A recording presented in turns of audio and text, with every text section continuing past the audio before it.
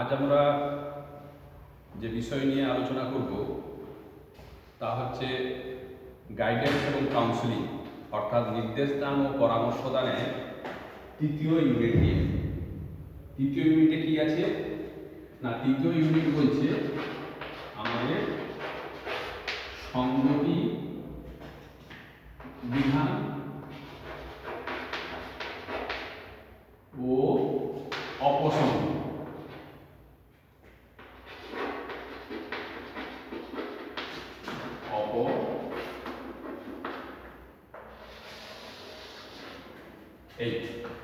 এই বিষয় নিয়ে আজকে হচ্ছে আমরা আলোচনা করব। এখন এই সংগতি এবং অপসংগতি দুটো শব্দের মধ্যেই অনেক কিছু আমার লুকিয়ে আছে। তার মধ্যে কি প্রথমত হচ্ছে সংগতি। এই যে সংগতি অর্থাৎ সঙ্গে যা সংগতি, একে যদি আমরা দেখি সঙ্গে যেটা হচ্ছে আমাদের সঙ্গে অ্যাটাচ করছে, আমাদের সঙ্গে মিল খাচ্ছে, আমাদেরকে ঠিক পথে চালিত করছে, আমরা ঠিকভাবে থাকতে পারছি, আমরা সঠিকভাবে জীবনযাপন করতে পারছি, সেটাই হচ্ছে আমাদের সংগতি। এই সংগতি মূলত বিষয় হচ্ছে আমাদের সেখানে একটা আছে আমাদের জৈবিক, আর একটা হচ্ছে আমাদের সামাজিক। কি কি দুটো পার্ট? একটা হচ্ছে জৈবিক আর একটা হচ্ছে আমাদের সামাজিক। এই যে জৈবিক এবং সামাজিক এই দুটো অংশ সংগতি বিধানের ক্ষেত্রে আমাদের কাছে বিবেচ্য, বা আমরা যদি একটু পর্যালোচনা করি এই দুটি নিয়ে আমাদের হচ্ছে আলোচনা। এখন সংগতি বিধানের যে বিষয়, অর্থাৎ আমাদের জীবনের এখানে আমরা এদের কি কি বিষয় নিয়ে আলোচনা করব না, এদের আমরা সংজ্ঞা আলোচনা করব, আর কি আলোচনা করব, এদের হচ্ছে আমরা শর্ত, প্রত্যেকে নিয়ে আমরা হচ্ছে সবগুলোই আলোচনা করব। উদ্দেশ্য, পদ্ধতি বা কৌশল, আর একটা হচ্ছে আমাদের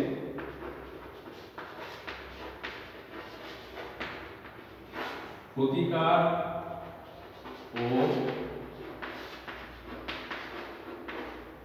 প্রতিরোধ। এখন সংগতি বিধানের সংজ্ঞায় যদি আমরা আসি, কি বলবো না, সংগতি বিধানের ক্ষেত্রে আমরা এই সংজ্ঞায় বলবো যে আমাদের জীবনে প্রত্যেকে মানুষের জৈবিক এবং সামাজিক ভাবে নিজেকে মানানসই করার জন্য যা কিছু প্রয়োজন, সেটা হচ্ছে আমাদের সংগতি। আমরা বিখ্যাত সেই ডারউইনের বক্তব্য, হুগো দাভিসের বক্তব্য, যা হচ্ছে আমাদের জীবনে চলার পথে নিজেকে, নিজের অস্তিত্বকে টিকিয়ে রাখার জন্য আমাদেরকে কী করতে হয়? সমাজের সঙ্গে, পরিবেশের সঙ্গে মানানসই হতে হয়। আর যারা এই মানাতে পারে না, তারা স্বাভাবিকভাবে এই পরিবেশ থেকে, সমাজ থেকে তারা হচ্ছে ধীরে ধীরে বিলুপ্তির পথে চলে যায়, যাদের আমরা প্রমাণ পাই জীবাশ্ম থেকে। তো সেই জায়গায় দাঁড়িয়ে আমাদের এই সংগতি বিধানের জন্য কিছু গুরুত্বপূর্ণ বিষয় কি না, সংগতির ক্ষেত্রে আমরা কি বলবো? সংগতি বিধানের ক্ষেত্রে না, আমাদের বেঁচে থাকার জন্য, সে জৈবিকভাবে বা টিকে থাকার জন্য জৈবিক এবং সামাজিকভাবে নিজেকে যেভাবে পরিবর্তিত করতে হয়, কার সঙ্গে? পরিবেশের সঙ্গে মানানসই করে নেওয়ার জন্য যেভাবে অভিযোজিত হতে হয়, নিজেকে অ্যাডাপ্টেড হতে হয়, নিজেকে মানানসই হতে হয়, সেটাই হচ্ছে আমাদের সংগতি বিধান। এই সংগতি বিধানের জন্য কিছু বিষয় থাকে, কোথা থেকে আসে না, কিছু বিষয় থাকে আমাদের হচ্ছে জেনেটিক থেকে। কেন জেনেটিক? এই কারণে জেনেটিক, আমরা প্রত্যেকেই হচ্ছে জিন থেকে আমাদের সৃষ্ট, অর্থাৎ আমাদের যে শুক্রাণু ডিম্বাণু যে বিষয় থাকে, তার মাধ্যমে যখন আমরা জন্মগ্রহণ করছি, স্বাভাবিক সেখানে হচ্ছে জিন বহন করে নিয়ে আসছে। তাহলে এই যে প্রত্যেকের যে আলাদা আলাদা জিন, অর্থাৎ পুং এবং স্ত্রীর যে আলাদা আলাদা জিন, তার সংমিশ্রণে যে নতুন সন্তান হচ্ছে, অর্থাৎ আমরা হয়েছি, আমাদের পরবর্তী ক্ষেত্রে যারা হবে তাদের ক্ষেত্রে সেই জিন তত্ত্ব এখানে খুব কার্যকরী।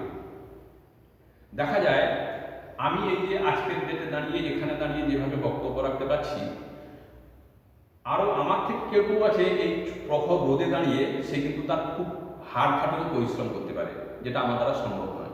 কেন নয়? কারণটা হচ্ছে তার পক্ষে যে পরিবেশে সে বড় হয়েছে, যে পরিবেশে তিনি বড় হয়েছেন, তিনি সেভাবেই কিন্তু ছোট থেকে সেটা বহন করে নিয়ে চলছেন। নাম্বার ওয়ান, যে কারণে এই জায়গার ক্ষেত্রে দুটো জিনিস হচ্ছে কাজ করে। প্রথমটা কি না, প্রথম হচ্ছে আমাদের বংশগতি, আর একটা হচ্ছে আমাদের সামাজিক বা পরিবেশ।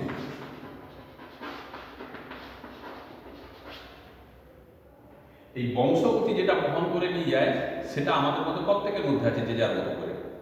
এটাকে যে যেভাবে নার্সিং করে, অর্থাৎ পরিচর্যা করে, সেই জিনিস তত বেশি পুষ্ট হয়। আমি যদি বলি আমি পড়াশোনা করব, তাহলে আমি সেইভাবে নিজেকে তৈরি করব এবং সেই জায়গাতে উন্নীত হব। আমি যদি বলি না আমি কায়িক পরিশ্রমে সেইভাবে করব, তাহলে আমি সেইভাবে সেই জায়গায় যাব। দেখা যায় একটা পরিবারের মধ্যে দুটো তিনটে সন্তান যদি থাকে, কেউ দেখা যাবে যে খুব ভালো পড়াশোনায়, কেউ দেখা যাবে শারীরিকভাবে খুব কসরতে, কেউ দেখা যাবে আবার হচ্ছে অন্য কোনো অংশ হচ্ছে সেই জায়গায়। কেন? যে যেভাবে নিজেকে তৈরি করেছে, অর্থাৎ নিজেকে অ্যাডাপ্টেড করেছে। এই যে আমাদের এখানে নাতিশীতোষ্ণ এলাকা, কিন্তু এই আমি মানুষটা যদি পাহাড়ি এলাকায় চলে যাই, তাহলে আমি সেখানে গিয়ে সেখানের সঙ্গে প্রথমে আমাকে হচ্ছে মানুষ হতে একটু সময় লাগবে, কিন্তু পরবর্তীকালে আমি যদি তার সঙ্গে মানিয়ে নিতে পারি, অর্থাৎ সেই পাহাড়ি পথ, চড়াই উতরাই পথ, সেখানকার খাদ্যাভ্যাস, সেখানের সঙ্গে যদি সব কিছু মানুষের সঙ্গে, অধিবাসীদের সঙ্গে যদি আমি মানিয়ে নিই, তাহলে কিন্তু আমি স্বাভাবিকভাবে সেখানের সঙ্গে আমি সহযোগী হয়ে গেলাম। যদি না মানাতে পারি তাহলে আমাকে পিছিয়ে আসতে হবে। ঠিক আছে?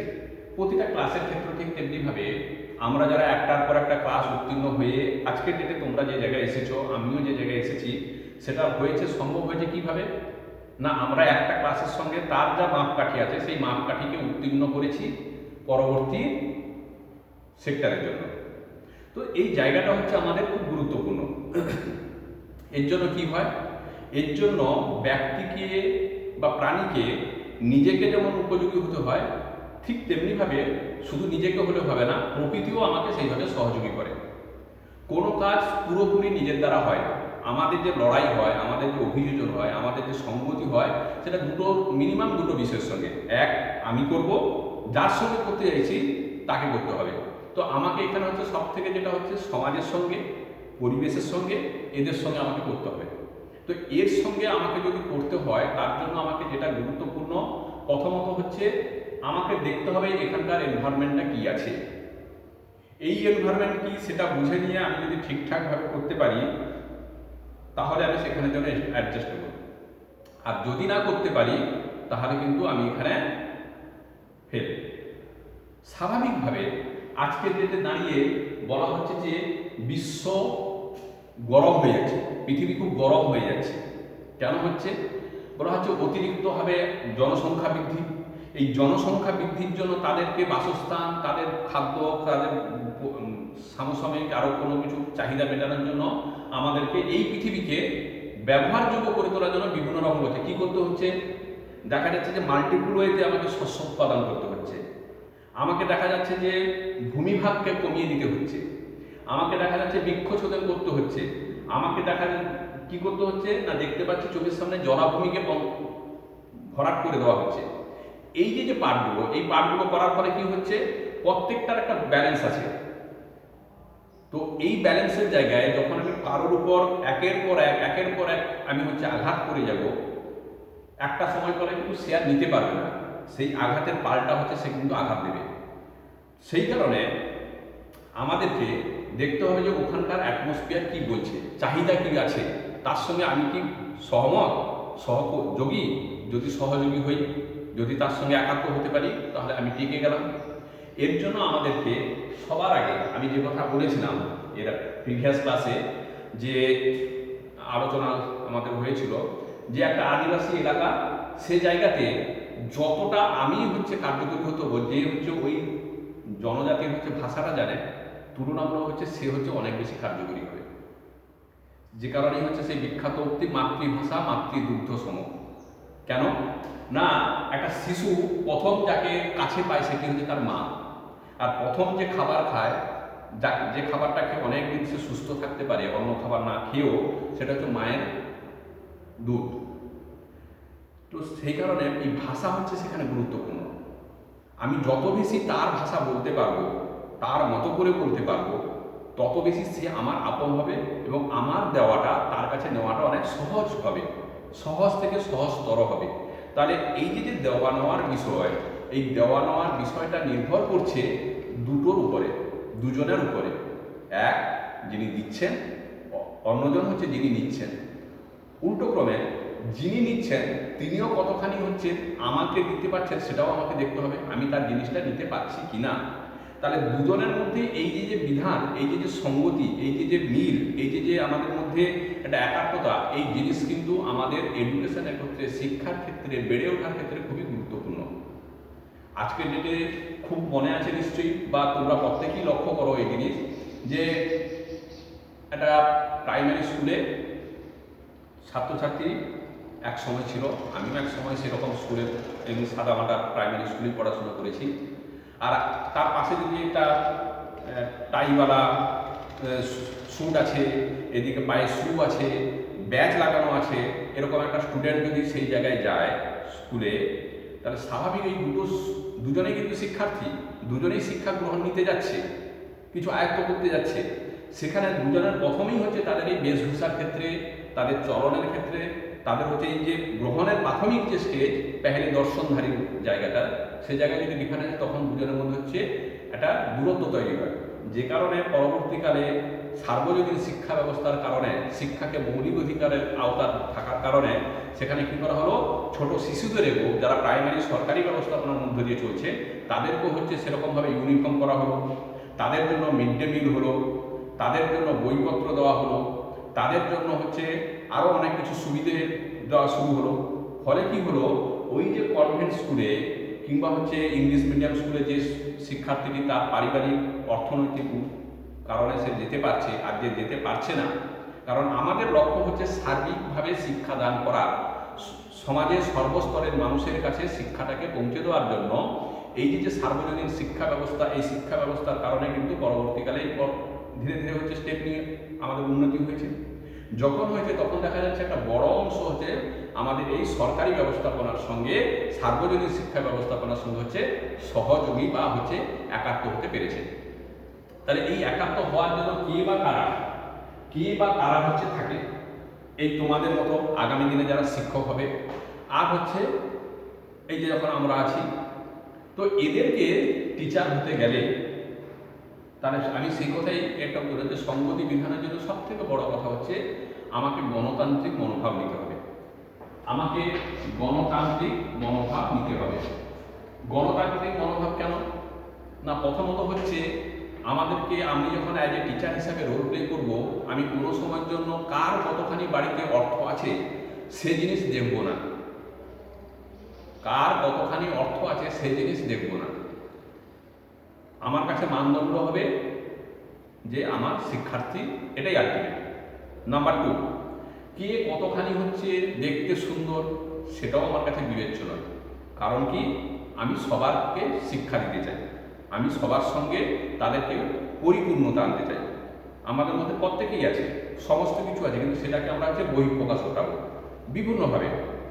আর যার যেটা হচ্ছে লুক্কায়িত আছে, যার যেটা ভালো আছে, সেটাকে আমরা হচ্ছে আরও ভালো পরিমাণযুক্ত করে তাকে হচ্ছে সুন্দর একটা রূপ দেব। তাহলে এই যে আমাদের ব্যবস্থাপনা, এই ব্যবস্থাপনাকে যদি করতে হয়, তাহলে আমাকে এই সংকীর্ণ গণ্ডি থেকে আমাকে বেরিয়ে আসতে হবে, অর্থাৎ গণতান্ত্রিক হতে হবে। কি হতে হবে, আর আমাকে সামাজিক হতে হবে। সামাজিক কেন না, আমি যদি মনে করি যে আমি বেশ বড় বাড়ির ছেলে, একজন আজকে মাস্টারি চাকরি পেয়েছি, বা মেয়ে একজন, আমি একজন শিক্ষিকা হয়েছি, আমি আমার স্টাইল নিয়ে থাকবো, আমি হচ্ছে মেজাজ নিয়ে থাকবো, আমি হচ্ছে স্টুডেন্টের সঙ্গে যে শিক্ষক বা শিক্ষিকার যে আত্মিক সম্পর্ক, যে সুন্দর একটা সম্পর্ক, একটা বন্ধুর সম্পর্ক, সেই সম্পর্ক থেকে আমরা বেরিয়ে গিয়ে আমরা তাকে হচ্ছে অন্যভাবে ট্রিটমেন্ট করবো, তার সে জিনিস করলে হবে না। কারণ কি, আমরা যারা আগামী দিনে শিক্ষক হব তাদের প্রত্যেকের কাছে এই ধারণা হওয়া উচিত যে তাদের আমরা সবাইকে একই মোড়ে আনবো, উন্নীত করার চেষ্টা করব। আমরা কারোর বস নয়, আমরা তার বন্ধু, আমরা তার পথপ্রদর্শক, আমরা তার সাথী, আমরা তাকে পথ দেখাবো। তাহলে এই পথ দেখাতে গেলে আমাদেরকে কিন্তু কারেকশন নিজেকে প্রথমে, সেই কারণে প্রথমে নিজেকে মোটিভেট করো, নেক্সট আদার। আমি নিজে যদি মোটিভেটেড না হই তাহলে অপরকে মোটিভেট করতে গেলে আমার সময় লাগবে, আমার কষ্ট হবে, আমি পারবো না। তাহলে আমি যে আগামী দিনে শিক্ষক হবো তাহলে সবার প্রথমে কাকে হতে হবে না, আমাকে হতে হবে। তারপরে আমার সামনে যারা শিক্ষার্থী থাকবে তাদেরকে আমাকে একাত্ম করতে হবে। এটা যদি পারি তাহলে সম্ভব। নাম্বার 3, আমি যে সমাজের মধ্যে থাকছি, সেই সমাজ কি বলছে, আমি আগে সেই সমাজের সঙ্গে এক হই। তাদেরকে দেখি তার মধ্যে কি আছে, তার মধ্যে যেটা মনে হচ্ছে যে এটা ঠিক নয়, এর দূরদর্শিতার দিক থেকে এটা মনে হচ্ছে যে সামনে গিয়ে হোঁচট খাবে, তাহলে আমি তাদেরকে সেই জিনিস একটা বার্তা দিই।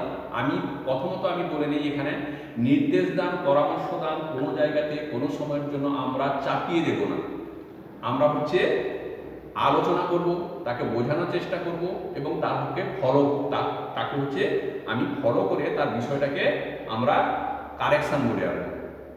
স্বাভাবিকভাবে যার প্রয়োজন থাকবে সে কিন্তু স্বাভাবিকভাবে দৌড়ে আসবে। এবং আমি লক্ষ্য রাখবো আমার ক্লাসের মধ্যে, শ্রেণীকক্ষের মধ্যে কোন ছাত্রছাত্রীটা কী অসুবিধা, তাকে তার কাছে যেতে হবে, তার কথা বুঝতে হবে। সমাজের ক্ষেত্রে ঠিক তেমনিভাবে এখানে কি চলছে, এর ভালো দিকটা কী আছে, খারাপ দিকটা কী আছে, এটা যদি আমরা বোঝাতে পারি তাহলে কিন্তু আমরা সেই জায়গাতে সাকসেস হতে পারবো। আদারওয়াইজ কিন্তু আমরা সেখানে হেরে যাব। আর কি, এর জন্য সবার প্রথম যেটা দরকার সেটা কি, ইগো নামক বস্তুটাকে আমাদের দূরে সরিয়ে দেওয়া। কেন? এই 3টে শব্দ, ইগো, এই ইগো নামক যে শব্দটা, এই ইগোটা খুব আমাদের গুরুত্বপূর্ণ। এই ইগো নিয়েই যত লড়াই, এই ইগোটা নিয়েই আমাদের যত লড়াই। আমি যদি মনে করি আমি তো একজন শিক্ষক, আমি পুরনো শিক্ষক, আমি কেন নতুনের কাছে কিছু জানতে চাইব? আমি তো শিক্ষক, আমি কেন শিক্ষার্থীর কথা শুনবো? আমি তো শিক্ষক, বা আমি অর্থনৈতিকভাবে আমার বাবার অনেক আছে, আমার অনেক আছে, তাহলে আমি কেন ওই সাধারণ একটা খেটে খাওয়া মানুষের সঙ্গে থাকবো বা তার কথা শুনবো? তাহলে কিন্তু গলত। আমি তো পুরুষ, আমি কেন নারীর কথা শুনবো? আবার কোনো নারী বা শিক্ষিকা তিনি যদি মনে করেন যে আমি তো একটা উচ্চশিক্ষিতা, তাহলে আমি কেন অপরজনের সেই ধরনের বক্তব্যকে প্রায়োরিটি দেব? এই মানসিকতা যদি থেকে থাকে তাহলে কিন্তু আমরা এগোতে পারবো না। আর এগেলেও সেটা বেশি দূর যেতে পারবো না। কেন বেশি দূর যেতে পারবো না? না, এই কারণে আমাদের রাস্তাটা যদি আমরা প্রত্যেকে দেখি সমান্তরালভাবে চলে গেছে, প্রয়োজনে সে কোথাও বাঁক নিয়েছে অন্যদিকে তার যাওয়ার জন্য, কিন্তু দুটো রাস্তার কিনারা দেখি, সেই দুটো কিনারা কিন্তু দুদিকে চলে যাচ্ছে, মানে পাশাপাশি হয়ে। তাহলে তাদের মধ্যে মিল আছে বলেই কিন্তু সম্ভব হয়েছে।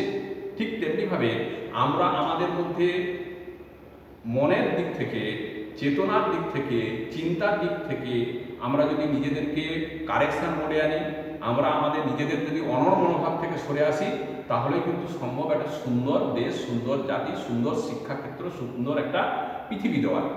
এই পৃথিবীকে দিতে গেলে আমাদের ইগো নামক এই যে একটি জিনিস, এই জিনিসটা থেকে আমাদের সকলকে বেরোতে হবে। এই সকলকে থেকে যদি বেরোতে পারি তাহলে সম্ভব। এক্ষেত্রে কাদের? অভিভাবককেও বেরোতে হবে। কেন অভিভাবকদের বেরোতে হবে? না, অভিভাবকের অর্থনৈতিক দিকে খুব ভালো, তিনি যদি মনে করেন যে আমার ছেলে ওই সরকারি চাকরি পাওয়া এরকম এদের দ্বারা কোনো কথা শুনবে না, আমার পয়সা আছে, আমি এরকম ইংলিশ মিডিয়াম স্কুলে পড়াবো, অত কথা শুনে লাভ কি হবে? যদি আমার শিক্ষা ব্যবস্থাকে সুন্দর একটা সমাজকে দিতে চাই, সকলের কথা শোনা দরকার। এবারে দেখতে হবে কোন কথা আমার দীর্ঘসূত্রিতা আছে, কেউ আমাকে বেশি ফিডব্যাক দেবে, কেউ আগামী দিনের কার্যকরী পদক্ষেপ। যদি দেখা যায় যে আমার ক্ষেত্রে আমার প্রয়োজনে যে শিক্ষিকা বা শিক্ষক বলেছেন যে কথা, প্রয়োজনে আমাকে নমনীয় হতে হবে। এই কারণে এই ইগো নামক জিনিস আমাদের কাছে খুব গুরুত্বপূর্ণ। এর জন্য আমাদের কি ওই যে বলেছিলাম যে আমাদের কিছু পদ্ধতি বা কৌশল আছে। সেই পদ্ধতি বা কৌশল কি? প্রথমত হচ্ছে যে যেমন ধরা যাক একটা কোনো মিশন বা আশ্রম, সাধারণত সেখানে কি হয়, নিরামিষ খাওয়া হয়।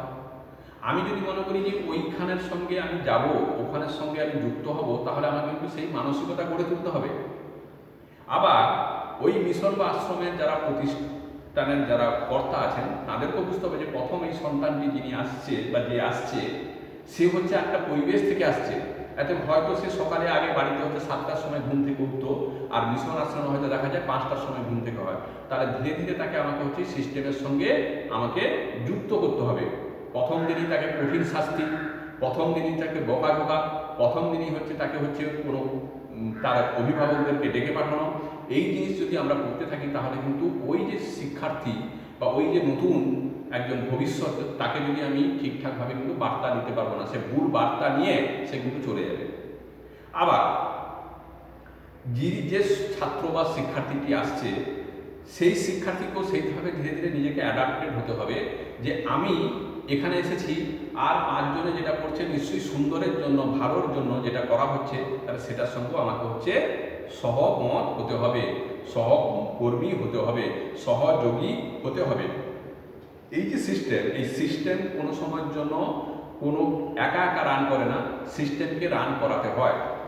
সিস্টেমকে যখন আমরা সঠিকভাবে সেটাকে চালিয়ে নিয়ে যেতে পারবো আমাদের দ্বারাই, অর্থাৎ মানুষের দ্বারাই, জীবেদের দ্বারাই যখন চালিত হয়, তাহলে সেটাকে সঠিকভাবে আমাকে মোডটা জানতে হবে।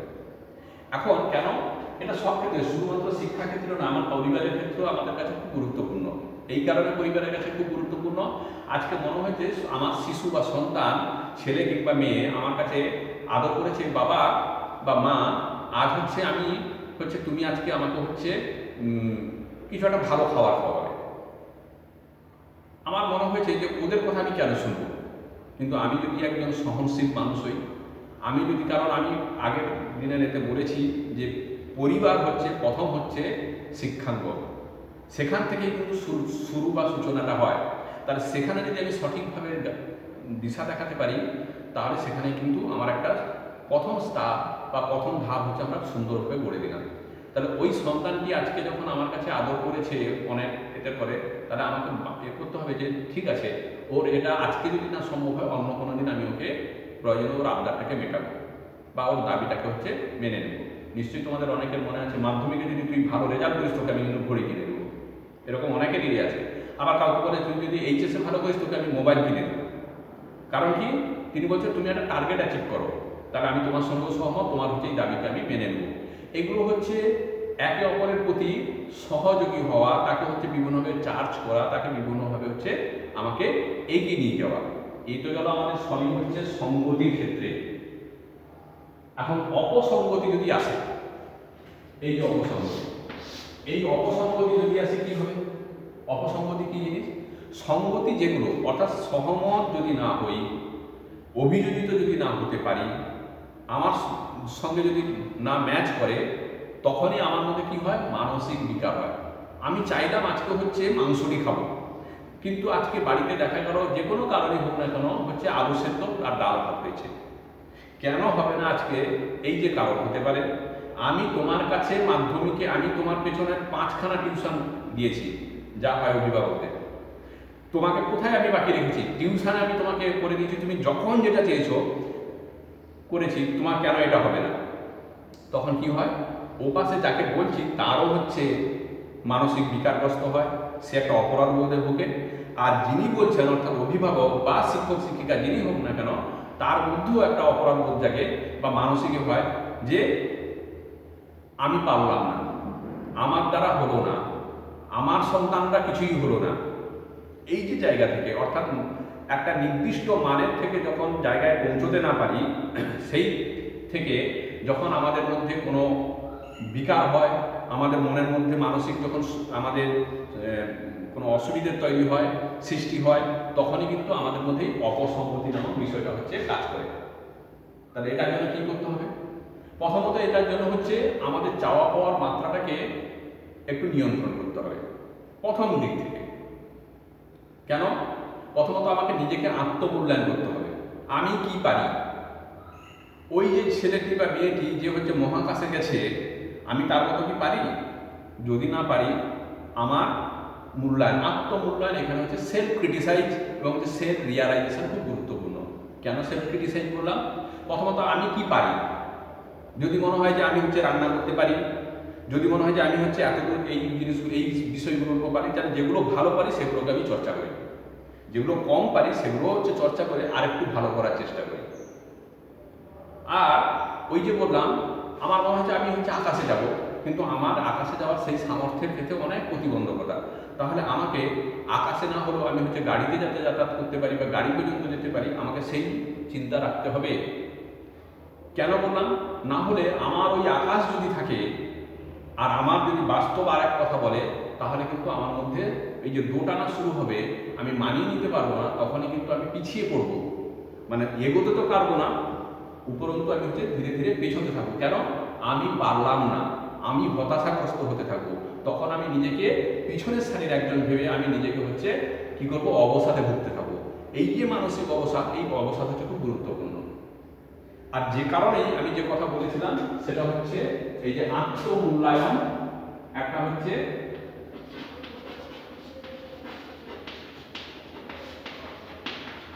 আত্মমূল্যায়ন, এই জিনিসটা হচ্ছে খুব গুরুত্বপূর্ণ। কাকে মূল্যায়ন করব?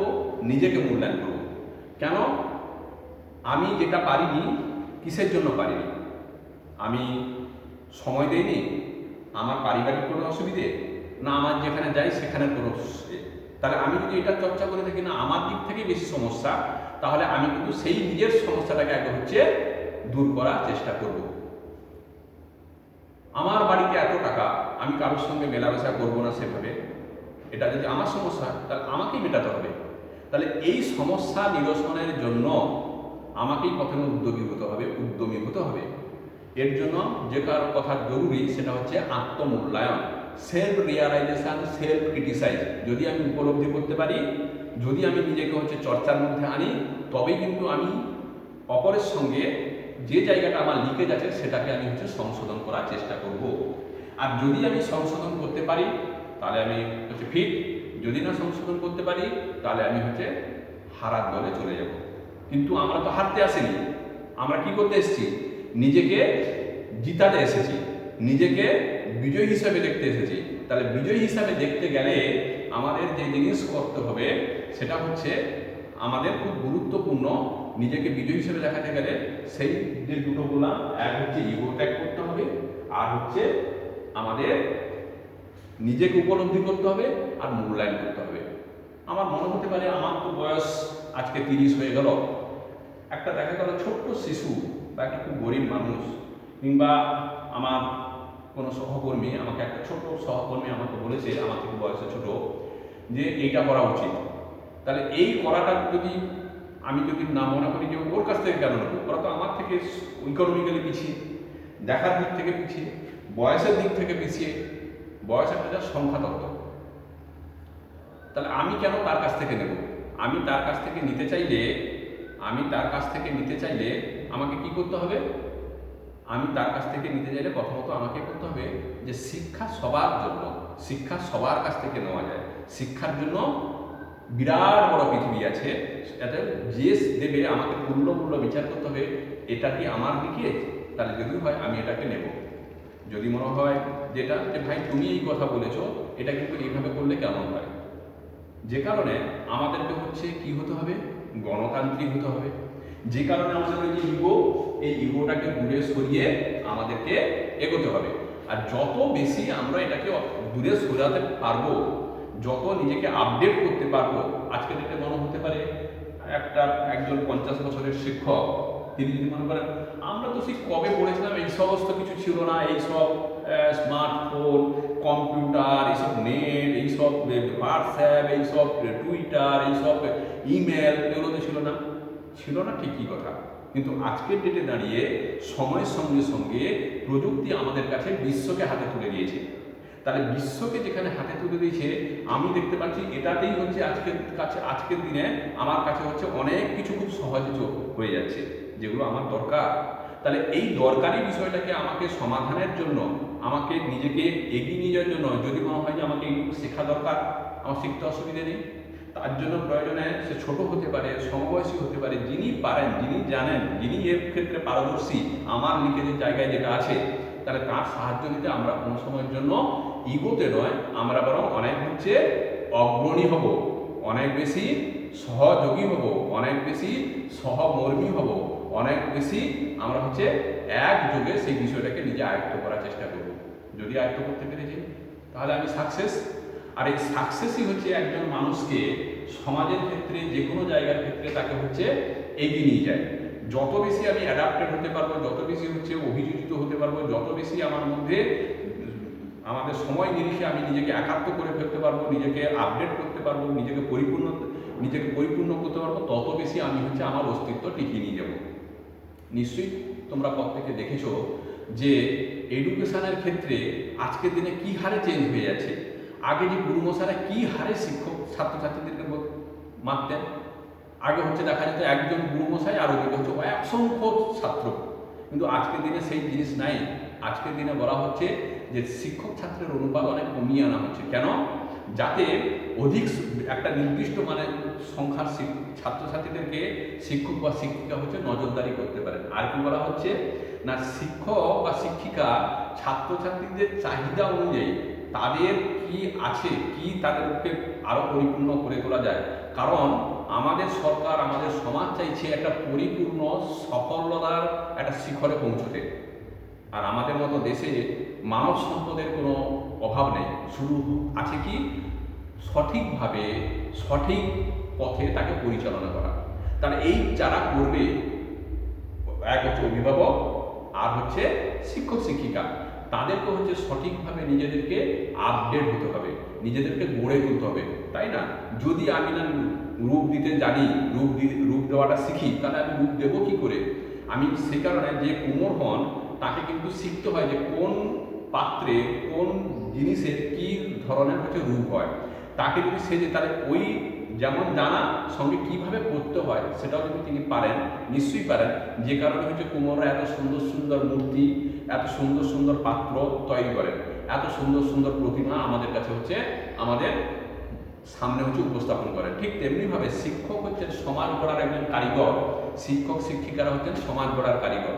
আগামী দিনের যারা ভবিষ্যৎ হবে তাদেরকে সঠিকভাবে পরিচালনা করার জন্য এই যে আমাদের মধ্যে যে সঙ্গতি, অপসঙ্গতি, অসঙ্গতির যে বিষয়গুলো আছে, সেগুলোকে আমরা যদি ঠিকভাবে চিহ্নিত করতে পারি, সে নিজের ক্ষেত্রে এবং অপরের ক্ষেত্রে, তাহলে আমরা সেগুলোকে চিহ্নিতকরণ করে সঠিকভাবে পরিমার্জিত করে পরিপূর্ণতার দিকে আমরা অগ্রসর হব।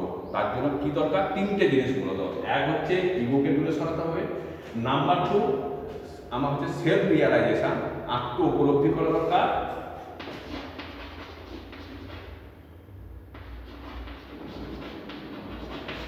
আত্ম উপলব্ধি করা দরকার, আর হচ্ছে কি করা দরকার? আত্মমূল্যায়ন করা দরকার। আমাকে নিজেকে কাটাছাড়ার মধ্যে নিয়ে যেতে হবে। এটা যদি করতে পারি তাহলে আমরা সাকসেস। তো এই সাকসেসের জায়গায় পৌঁছানোর জন্য আমাদের কিন্তু এই জিনিসগুলো, তিনটে জিনিস, খুব ছোট্ট জিনিস, এতগুলো বলার পরেও বলছি, ইগো, ওপাশে হচ্ছে আত্ম উপলব্ধি, নিজেকে বোঝা জানা, আর হচ্ছে মূল্যায়ন। মূল্যায়ন কেন না, বুঝলাম তো, কিন্তু এরপরে কি আমি করবো, এটা কি করা উচিত, এইটা যদি আমি করে দিতে পারি তাহলে হচ্ছে আমি সফল। তাহলে এই সফলতার জায়গায় পৌঁছতে গেলে আমাকে কিন্তু এই তিনটের বিষয়কে খুবভাবে মনে রাখতে হবে। তিনটে জিনিসকে, যেটা প্রয়োজন অপ্রয়োজনীয় সেটাকে দূরে সরিয়ে দেবো, যেটা প্রয়োজন সেটাকে আমরা গ্রহণ করব। যদি আমি নিজে পরিপূর্ণ হই একজন শিক্ষক শিক্ষিকা, তাহলে আগামী দিনে সুন্দর এই যে সমাজ ভবিষ্যৎ আমাদের জন্য অপেক্ষা করছে, তাদেরকে সুন্দরভাবে গড়ে তুলতে পারবো। আজকে এই পর্যন্ত তোমাদেরকে সঙ্গে আলোচনা করলাম। আগামী দিন আরেকটা নতুন বিষয় নিয়ে আলোচনা করব। আশা করি তোমরা সবাই ভালো থাকবে।